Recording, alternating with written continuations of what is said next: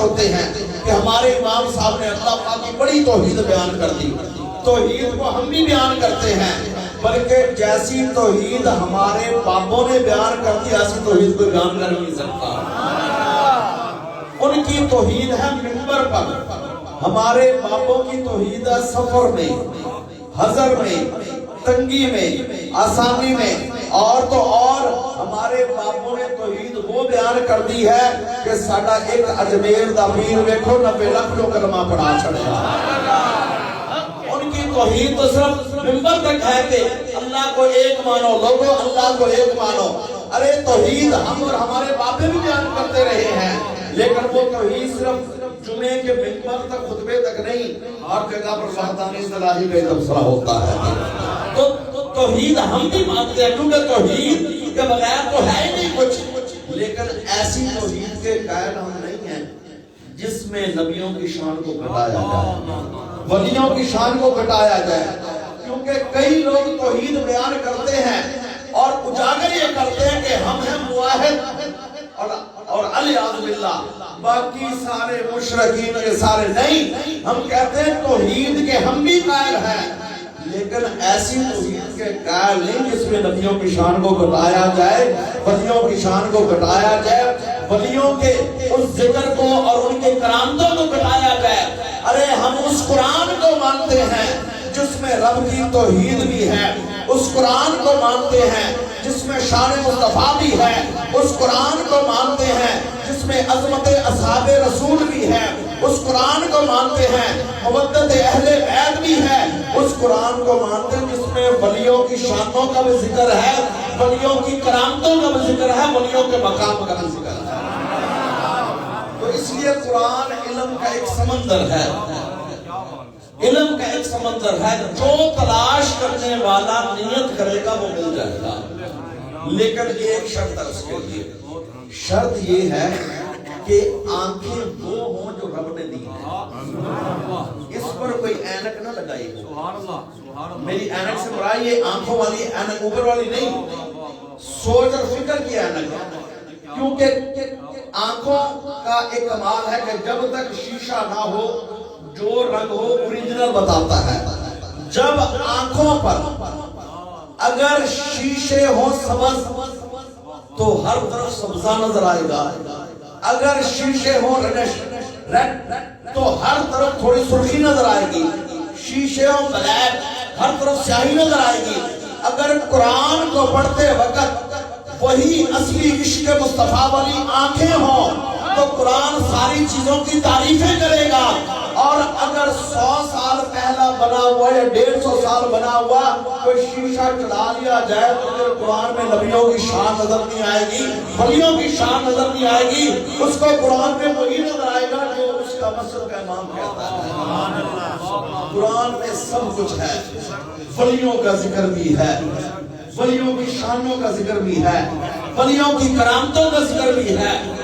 جن باتوں کو لے کر لوگ ہنستے ہیں نا، مذاق اڑاتے ہیں، میں اکثر آپ سے کہتا ہوں، میں کہتا ہوں کبھی قرآن پاک کو غور سے پڑھا ہوتا تو غوث الاعظم کی ایک کرامت کا بھی انکار نہ کرتے، ایک کرامت کا بھی انکار نہ کرتے. صرف اگر انہوں نے وہ واقعی پڑھا ہوتا نا سلیمان صلی اللہ علیہ وسلم والا کہ پلک جھپکنے میں کیسے تخت آ گیا، پلک جھپکنے میں کیسے تخت آ گیا. اب دیکھیے نا کہ کوئی عقل سے سوچے کہ کہاں یمن، کہاں بیت المقدس ملک شام اس وقت، اب فلسطین کہہ لیجیے نا، کہاں یمن کہاں فلسطین، درمیان میں کتنا فاصلہ، اور تخت بھی کوئی ایسے نہیں تھا کہ ہاتھ پر اٹھایا جائے، منو بدنی تخت، اور بند کمرے میں تالے لگے ہوئے ہیں.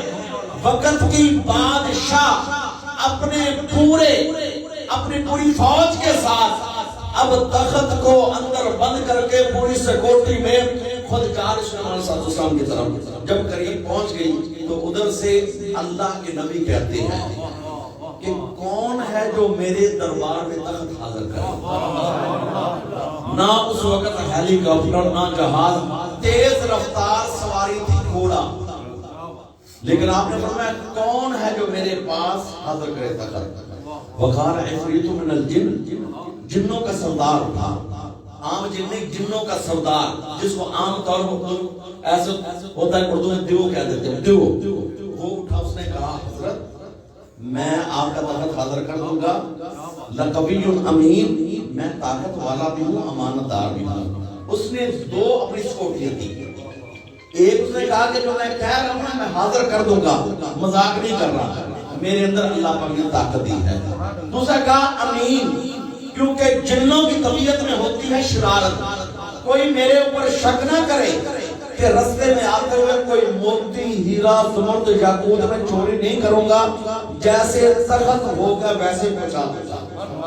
لیکن آپ نے پوچھا کہ آئے گا کتنی دیر میں؟ اس نے کہا کہ آپ کی مجلس برخاست ہونے سے پہلے آپ نے فرمایا مجھے اس سے بھی پہلے تخت چاہیے۔ وقال الذی عنده علم من الکتاب، وہ اللہ کا بندہ کھڑا ہوا جس کو اللہ پاک نے اپنے کتاب کے علم میں سے تھوڑا سا علم، اور اس کے بعد مفسرین فرماتے ہیں کہ اس میں اعظم اس کے پاس تھا، اس نے کہا تخت آ جائے گا۔ آپ نے فرمایا کب؟ اس نے کہا آپ کی پلک مبارک چمکنے سے پہلے، پلک چمکنے سے پہلے۔ تو آپ نے فرمایا منگوا۔ اب وہ عاصم بن برقیہ جن کا نام آپ تفاسیر کتابوں میں آتا ہے، کھڑے مجلس سے سلیمان میں ہیں، غائب نہیں ہوئے، لیکن حضرت سلیمان صاحب السلام کی پلک چمکنے سے پہلے تک سامنے آ گیا، اور آپ نے فرمایا ھذا من فضل ربی، یہ میرے رب کا فضل ہے، ھذا من فضل ربی، یہ میرے رب کا فضل ہے کہ میری امت میں ایسے لوگ بھی ہیں کہ جن کو اللہ پاک نے بوسیلہ انبیاء، اس لیے کہ امتی تھا نا سلیمان صاحب علیہ السلام کا، بوسیلہ انبیاء طاقت دی ہے کہ سینکڑوں میل دور سے منو بدری طاقت پلک چمکنے سے پہلے آ گیا۔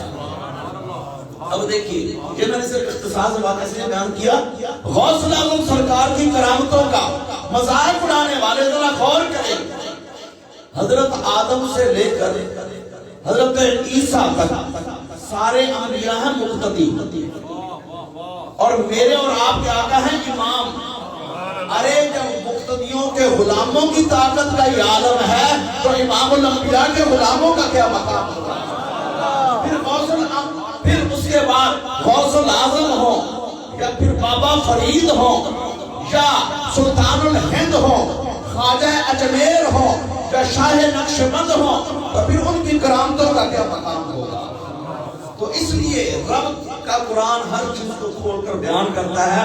ضرورت اس امر کی ہے کہ آنکھیں اصلی ہوں، شیشہ اوپر نہ لگایا، شیشہ نہ لگایا ہو آنکھیں اصلی، تو پھر رب کا قرآن ہر چیز کی وضاحت کرتا جائے گا۔ تو اب آئیے اللہ پاک کا قرآن کہتا ہے فَاذْكُرُونِي أَذْكُرْكُمْ، میں نے اس کا انتخاب اس لیے کیا، ذکر کی فضیلت بھی بیان کروں گا، لیکن اذکرکم، غوث الاعظم سرکار تو اپنے زمانے میں تھے، صدیاں گزر گئی، ملک پاکستان ہے، آپ تو بغداد میں آرام فرما گئے، ملک پاکستان ہے، صوبہ پنجاب، ضلع فیصل آباد، محلہ حجویری ٹاؤن، جامعہ مسجد بیانوی ہے، یہاں پر کس کا خونی رشتہ تھا؟ وجہ یہ اذکرکم، اللہ پاک فرماتے ہیں تو میرا ذکر کر، میں تیرا ذکر کرتا ہوں، تو میرا ذکر کر، میں تیرا ذکر کرتا ہوں۔ غوث الاعظم سرکار نے رب تعالیٰ کا نام لیا نا، رب تعالیٰ کا نام لیا، عظمت کے جھنڈے بلند کیے، اللہ اللہ کیا، آنے والوں کو رب اور اس کے پیارے حبیب کا رستہ بتایا، ان کو رب کا قرب دیا۔ غوث الاعظم سرکار امر ربی ہے کہ جو جہان میں آیا ہے اس نے موت کا وہ ذائقہ تو چکھنا ہے، ساتھ ہی ایک اگلی اعلیٰ زندگی شروع ہو جاتی ہے۔ لیکن غوث الاعظم سرکار تو ظہری آنکھوں سے تشریف لے گئے۔ آج اگر ہم ان کا ذکر پاک کر رہے ہیں، یہ اذکرکم کی تفسیر ہے، یہ اذکرکم کی تفسیر ہے کہ اللہ پاک فرماتے ہیں فَاذْكُرُونِي، میرے بندے تو میرا ذکر کرتا، اذکرکم، میں تیرا ذکر کرتا ہوں۔ اور رب تعالیٰ کا ذکر بندہ کرتا ہے اپنی محدود زندگی میں، وہ 60 سال 70 سال 80 سال، اور الحمدللہ اللہ کے کرام بیٹھے ہیں. یہ صرف آپ کے لیے بیان کر رہا ہوں. اذکرکم مضارع کا صیغہ ہے، اذکر، اور مضارع کا ترجمہ یہ ہوتا ہے کہ اب بھی کرتا ہوں، کرتا رہوں گا. مضارع کا جہاں پر بھی صیغہ آ جائے اس کے ترجمے یہ ہوتے ہیں زمانہ حال و زمانہ استقبال. اللہ پاک فرماتے ہیں تو میرا ذکر کر تو صحیح، تو ذکر کرنا شروع کرے گا میں تیرا تذکرہ اس وقت بھی کروں گا اور تیرا تذکرہ کرتا رہوں گا، بلکہ مخلوق کی زبانوں سے کرواتا رہوں گا. بندہ تو رب تعالیٰ کا ذکر کرتے کرتے دنیا سے چلا جاتا ہے. جب رب تعالیٰ راضی ہو جاتے ہیں پھر اس بندے کا نام مٹتا نہیں. اللہ پاک حجویری ٹاؤن میں بیٹھے ہوں کے زبانوں پر یا غوث غوث کے نعرے لگوا دیتا ہے. یا غوث العظم غوثیہ، یا غوثیہ، یا نعرے تکبیر، نعرے رسالت، نعرے حیدری. تو ان کی زبانوں پر بھی ان ہستیوں کا نام آ جاتا ہے. آقا صلی اللہ علیہ وسلم کے حدیث پاک کا مفہوم بیان کرنے لگا ہوں کہ جب اللہ پاک کسی بندے سے محبت فرماتے ہیں نا تو سب سے پہلے جبریل امین کو بلاتے ہیں. جبریل امین کو بلا کر حدیث پاک میں آتا ہے سرگوشی کرتے ہیں، حالانکہ وہاں سننے والا اور بھی کوئی نہیں، سننے والا اور بھی کوئی نہیں، حالانکہ سرگوشی کی جاتی ہے کوئی اور نہ سنے. لیکن اللہ پاک جبریل سے فرماتے ہیں اے جبریل فلاں ابن فلاں سے میں محبت کرتا ہوں، اے جبریل تو اس سے محبت کر. حدیث پاک میں آتا ہے جبریل یہ الفاظ مبارک لے کر ملائکہ کو جمع فرماتے ہیں. ملائکہ کو جمع کر کے فرماتے ہیں کہ ملائکہ فلاں ابن فلاں جو ہے نا اللہ پاک ان سے محبت کرتا ہے، میں جبریل بھی محبت کرتا ہوں، اے ملائکہ تم بھی محبت کرو. حدیث پاک میں آتا ہے ملائکہ زمین پر اترتے ہیں اپنی ڈیوٹیوں پر، اپنے کاموں پر جو امر ربی سونپا جاتا ہے. ملائکہ زمین پر آتے ہوئے اعلان کرتے ہیں زمین والو فلاں ابن فلاں جو ہے نا وہ رب کا بھی محبوب ہے، جبریل بھی محبت کرتے ہیں، ہم ملائکہ بھی محبت کرتے ہیں، اے زمین والو تم اس سے محبت کرو. جن کا نام کے ڈنکے جبریل اور ملائکہ بجا دیں، بھلا کوئی اپنے چھوٹی سی کتابچہ لے کر ان کے نام کو مدم کر سکتا ہے؟ کئی لوگ ایسے بھی دیکھیں اپنی مسجدوں میں فوٹو لگاتے ہیں، کوئی غوث نہیں، کوئی مدم نہیں. تیرے ایک پمفلٹ کی وجہ سے ان کا نام کا نور مدم نہیں ہوگا، کیونکہ ان کے نام کے ڈنکے عرش مولا سے بج رہے ہیں. ملائکہ کی زبان سے ان کا نام بلند ہو رہا ہے. جبریل نے بھی ان کا نام لیا ہے اور جبریل نے ملائکہ سے کہلوایا ہے کہ زمین پر اعلان کر دو. اور میں اس حدیث پاک کو سامنے رکھ کر یہ کہہ دیتا ہوں کہ ملائکہ نے اعلان کر دیا زمین والو جو سیدنا شیخ عبدالقادر جیلانی ہے نا بن ابو صالح موسیٰ جنگی دوست، وہ رب کے بھی محبوب ہیں، وہ رب کے بھی محبوب ہیں. جبریل بھی محبت کرتا ہے، ملائکہ بھی محبت کرتے ہیں. زمین والو تم بھی سیدنا شیخ عبدالقادر جیلانی سے محبت کیا کرو. صدیاں بیت گئی ہیں، آپ روزہ انور کے اندر آرام فرما رہے ہیں، شہر بغداد میں ہیں، لیکن آج یہاں پر یہ عاشقان مصطفیٰ و عاشقان اولیاء مکان اولیاء کیوں جمع ہے؟ اس لیے کہ رب تعالیٰ کا اعلان ہو گیا ہے ان سے محبت کرو، ان سے محبت کرو. تو فَاذْكُرُونِي أَذْكُرْكُمْ کہ اللہ پاک فرماتے ہیں تم میرا ذکر کرو میں تمہارا تذکرہ کرتا ہوں. اور پھر ایک اور حدیث پاک کا مفہوم بھی ہے کہ جب کوئی بندہ اکیلے اللہ پاک کا ذکر کرتا ہے نا، یہ بھی جس کو نصیب ہو جائے بڑے خوش ہے. اکیلے ذکر کرنا اس کی اپنی ایک لذت ہے، محفل کا ذکر اس کا اپنا ایک مقام ہے، اپنی لذت ہے. تنہائی کے ذکر کا ایک اپنا مقام ہے، اور تنہائی میں بالخصوص بات آ گئی، تنہائی میں بیٹھ کر اپنی خطاؤں کو رب کی عطاؤں یاد کرے اور زبان سے اللہ نکل آئے اور آنکھ سے آنسو کا قطرہ نکل آئے. میرے آقا علیہ السلام فرماتے ہیں رخسار پر آنسو کا قطرہ گرتا ہے زندگی کے سارے گناہ معاف ہو جاتے ہیں، اللہ پاک مہربان ہو جاتے ہیں.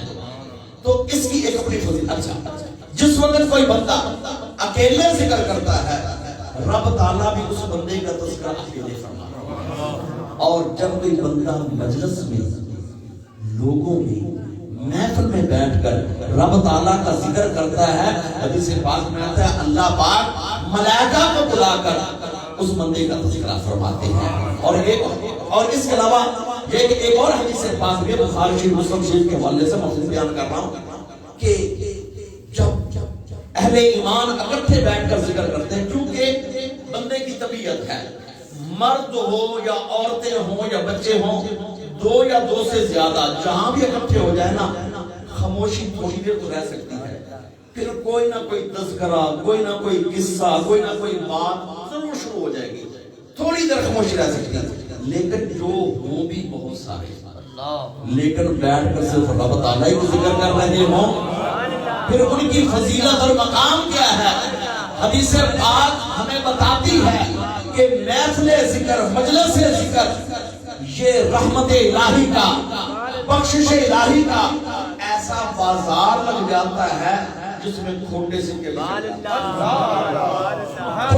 بھی چل جاتے ہیں. اللہ پاک روزانہ آسمان سے ملائکہ کو جماعت در جماعت اتارتے ہیں، ان کے ذمہ ایک ہی کام ہے کہ تلاش کرو زمین کے کن کن حصوں پر اہل ایمان اکٹھے بیٹھ کر ذکر کر رہے ہیں.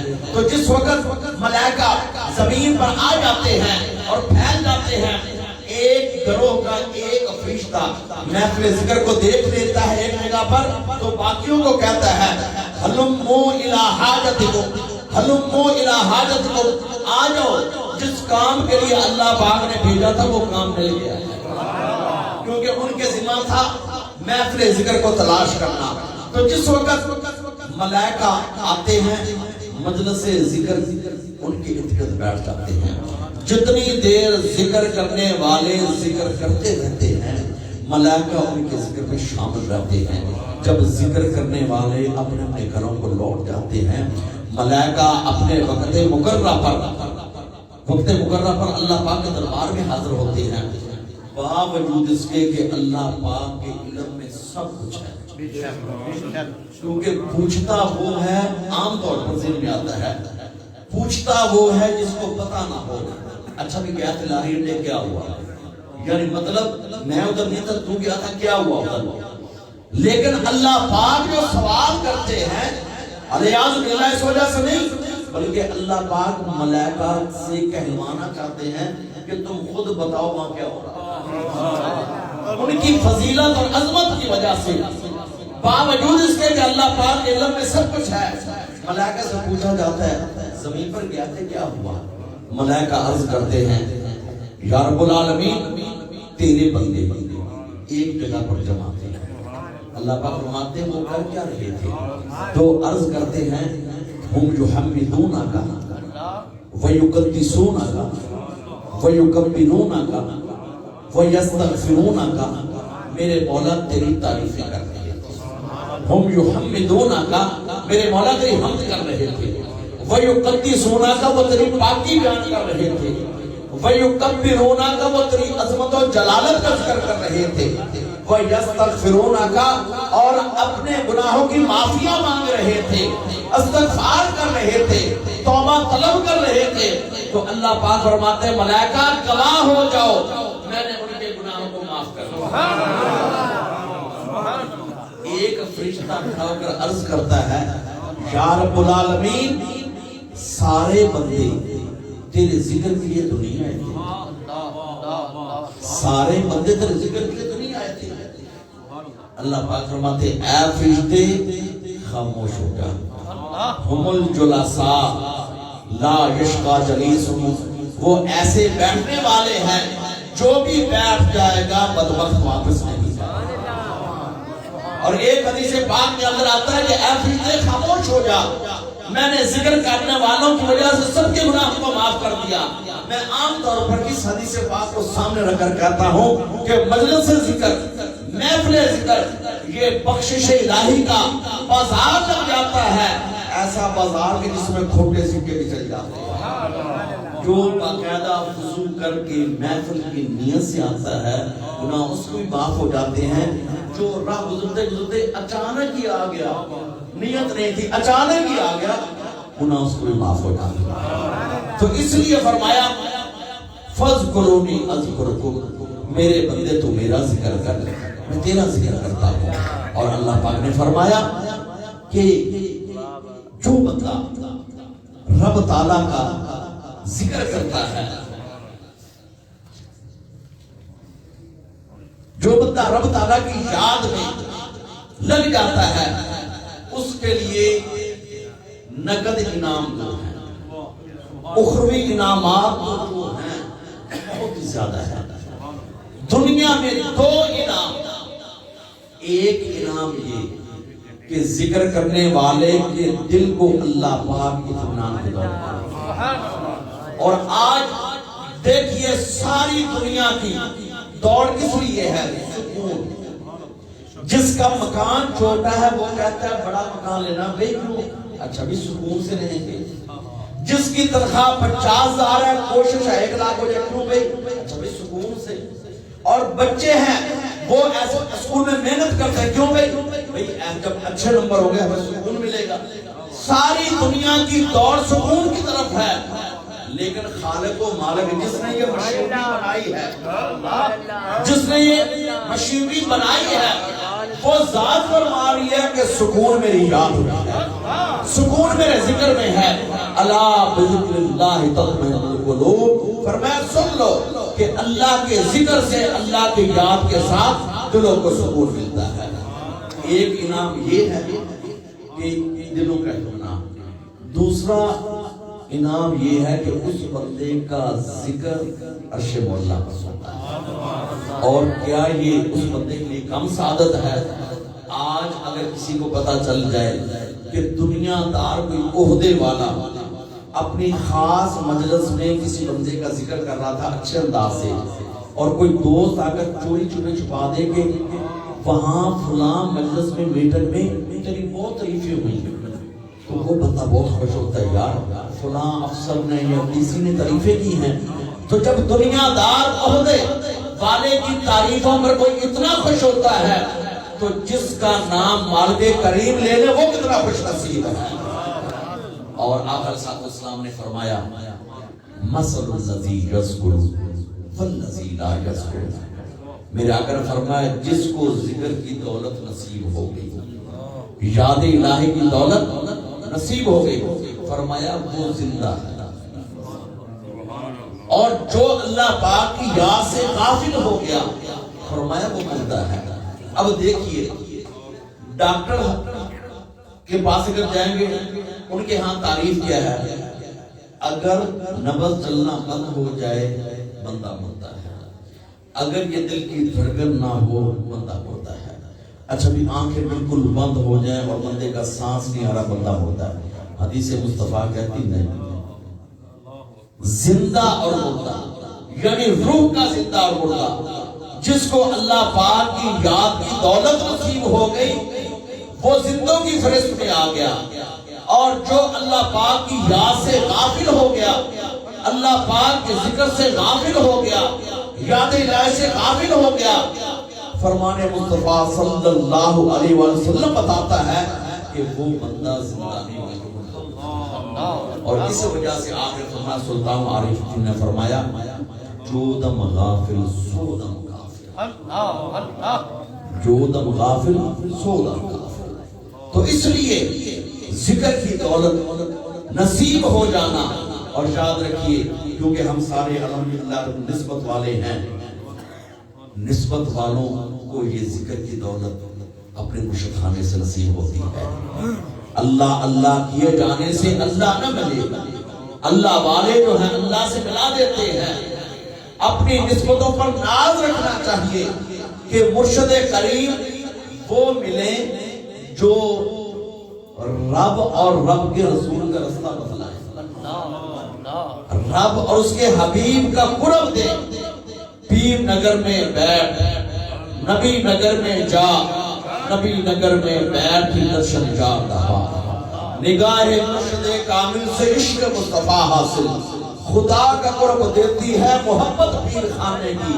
اور میں آپ کے ساتھ بیان کرتا ہوں، بابا جی خاتون معصوم صاحب کے بیعت ہیں، کیونکہ بابا جی اور انہوں نے آپ حضور کا وہ جوانی کا زمانہ بھی دیکھا، پھر آخر عمر کا زمانہ بھی دیکھا، اور یہ اکثر فرماتے ہیں کہ خواجہ صاحب کا ایک ہی زور ہوتا ہے کہ وہ ذکر زیادہ کیا کرتا، اور آپ اکثر فرماتے تھے کہ ذکر جو ہے نا یہ اندر کے بت توڑتا ہے، اندر کے بت، ایک ایسے ایک ہوتا ہے پتھر کے بت، ایک اندر کے بت ہوتے ہیں، اندر کے بت کئی طرح کے ہوتے ہیں، غرور ہے یا تکبر ہے یا میرے ذکر کرنے پر پتہ نہیں کوئی ہنسے گا، پتہ نہیں کوئی کیا کرے گا، جے مکھن کھا دیاں دند کھستے تے قسم دے، جے مکھن کھا دیاں دند کھستے تے قسم دے، جے ذکر کرتے ہیں لوگ ہنستے تے ہنسن دے۔ حضور حضرت خواجہ محمد معصوم صاحب رحمۃ اللہ علیہ تاجدار موری شریف، آپ نے اندرون ملک بیرون ممالک کوئی ایئرپورٹ ایسا نہیں چھوڑا کہ جہاں پر خواجہ صاحب تشریف لے گئے ہوں اور اللہ کی صدا بلند نہ ہو، اور آپ نے الحمدللہ رب العالمین عالم اسلام کے اندر آپ نے ذکر خدا اور عشق مصطفیٰ دو ہی سبق عام کیے، ذکر خدا عشق مصطفیٰ۔ جس جگہ تشریف لے گا خواجہ صاحب، آپ نے ایک ہی تبلیغ کی کہ اللہ کی یاد اور آقا صلی اللہ علیہ وسلم کی محبت، جس کو نصیب ہو گئی یقیناً دنیا عقبہ کے اندر وہ کامیاب ہے۔ تو آپ احباب نے عقیدت کے ساتھ محبت کے ساتھ حضور حضرت غوث الاعظم سرکار کے نام کی محفل سجائی، اور ہم ولیوں کے ماننے والے ہیں، ولیوں کے نام لیوا ہیں۔ ضرورت اس امر کی ہے کہ اللہ پاک ہمیں ان کے نقش پا پر چلنے کی، اور میں اکثر احباب سے کہتا ہوں غوث الاعظم سرکار کا ایک واقعہ اس کو اپنے دل میں صرف جگہ نہیں دینی بلکہ زندگی میں پختہ کر لینا ہے۔ وہ آپ کے بچپن کا واقعہ کہ آپ کی جو نا والدہ ماجدہ نے اتنے فرمایا تھا عبد القادر ہمیشہ سچ بولنا، ہمیشہ سچ بولنا، اور آپ کے اس سبق پختہ کیے ہوئے کی وجہ سے اللہ پاک نے ہمدان کے صحرا میں عبداللہ بدوی جو ڈاکوؤں کا سردار تھا اس کو بھی ہدایت دے دی، اور عبداللہ بدوی ڈاکوؤں کے سردار کے ساتھ جتنے کرندے تھے اللہ پاک نے سب کو ہدایت دے دی۔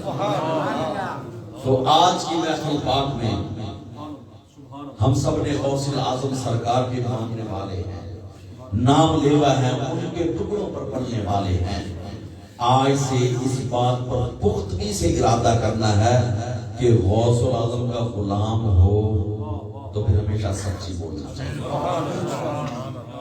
جھوٹ جتنا بھی ظاہری طور پر محسوس ہو کہ شاید جھوٹ میں بچت ہے یا اس کے اندر فائدہ زیادہ نہیں، سچ کو عروج ہے، سچ کو بلندی ہے، سچ کی عزت ہے، اور سچ والے کا وقار ہے، اور سچا اللہ کے بھی نزدیک ہوتا ہے، اس کے محبوب کے نزدیک ہوتا ہے۔ غوث الاعظم سرکار کا وہ واقعہ بچپن والا واقعہ کہ 18 سال کی عمر ہو گئی، آپ نے جتنے علماء کرام تھے ان سے علوم حدیث و تفسیر حاصل کر لیے، والدہ ماجدہ کے بارگاہ میں گئے، اجازت مانگی کہ مجھے اجازت دیں، اب میں یہاں سے دور کے علاقے جو ہیں وہاں کے علماء سے بھی فیض کریں۔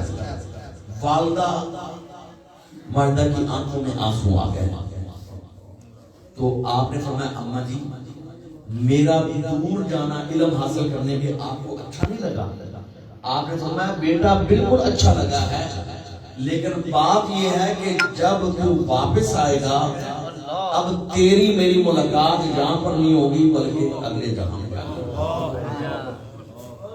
تو آپ کو اجازت تو مل گئی، اور آپ کی والدہ ماجدہ نے آپ کو 40 دینار جو ہے نا قمیض کے اندر سی، اور ساتھ دروازے تک آتے ہوئے نصیحت جو فرمائے، کیونکہ ایسے جس وقت کوئی بچے بیرون ملک جاتے ہیں نا تو ایسے ان کے والدین بھی ایئرپورٹ تک جاتے ہیں، تو ایئرپورٹ جاتے باتیں تو ہوتی رہتی ہیں، لیکن جس وقت ٹائم بالکل قریب ہو جاتا نا فلائٹ کا، تو آخری انٹری کے وقت مائی باپ خاص نصیحتیں کرتے ہیں، اچھا بیٹا اپنا خیال رکھنا، اچھا کھانا، آرام کرنا، بیٹا صحت کا خیال رکھنا، یہ آخری بات ہوگی۔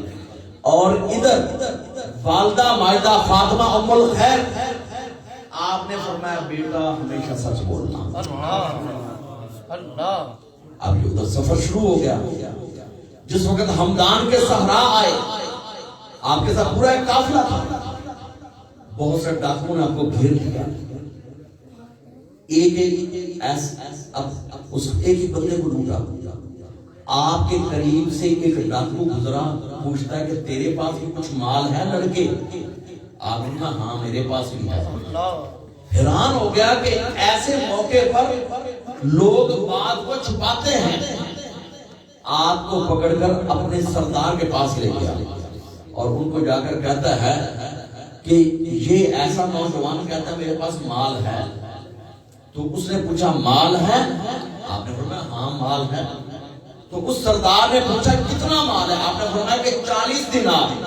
تو اس کے بعد یہ اس نے کہا کہاں ہے؟ آپ نے اس کو اشارہ کیا، جس وقت وہ اندر سے کھولی گئی وہ گتھلی سی تو اندر سے 40 دینار تھے۔ حیران ہوا ڈاکوؤں کا سردار کہتا ہے کہ ایسے موقع پر لوگ چیزوں کو چھپاتے ہیں، لیکن اے نوجوان لڑکے تو نے اپنے مال کو چھپایا نہیں۔ آپ نے فرمایا میری ماں نے مجھے نصیحت کی ہے کہ ہمیشہ سچ بولنا، جھوٹ کبھی نہیں بولنا۔ ڈاکوؤں کا سردار یہ بات سن کر رونے لگا، اونچی آواز سے چیخے مار کر۔